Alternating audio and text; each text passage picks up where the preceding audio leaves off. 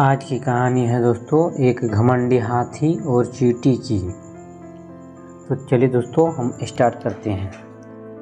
एक बार की बात है, किसी जंगल में एक हाथी रहता था। उसे अपने शरीर और अपनी ताकत का बहुत घमंड था। उसे रास्ते में जो भी जानवर मिलता वो उसे परेशान करता और डरा कर भगा देता। एक दिन वह कहीं जा रहा था।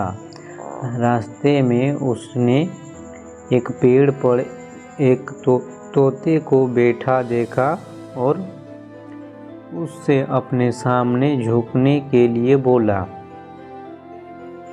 तोता ने झुकने से मना कर दिया तो गुस्से में आकर हाथी ने वो पेड़ ही उखाड़ दिया जिस पर तोता बैठा था।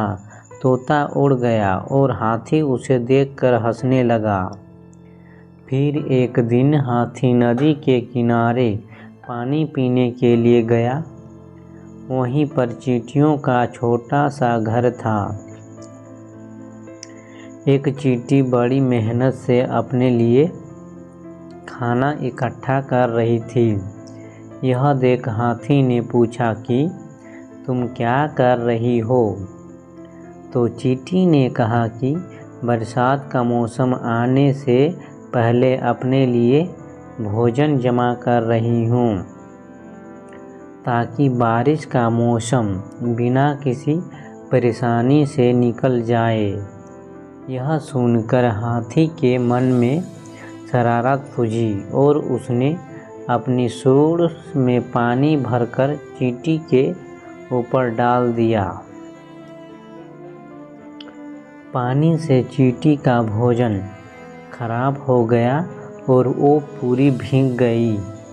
यह देखकर चींटी को बहुत गुस्सा आया और उसने घमंडी हाथी को सबक सिखाने का सोचा।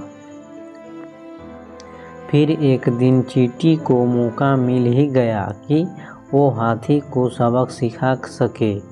हाथी भोजन करके हरी घास पर सो रहा था। चींटी सोते हुए हाथी की सूंड में घुस गई और अंदर से उसे काटने लगी। जैसे ही चींटी ने हाथी को काटा, हाथी दर्द के मारे जोर जोर से रोने लगा और मदद के लिए पुकारने लगा। चींटी ने हाथी के रोने की आवाज़ सुनी और सूंड से बाहर निकल आई। हाथी उसे देखकर डर गया और अपने किए की माफ़ी मांगी। जब चींटी को महसूस हुआ कि हाथी को अपनी गलती का एहसास हो गया है तो उसने हाथी को माफ़ कर दिया।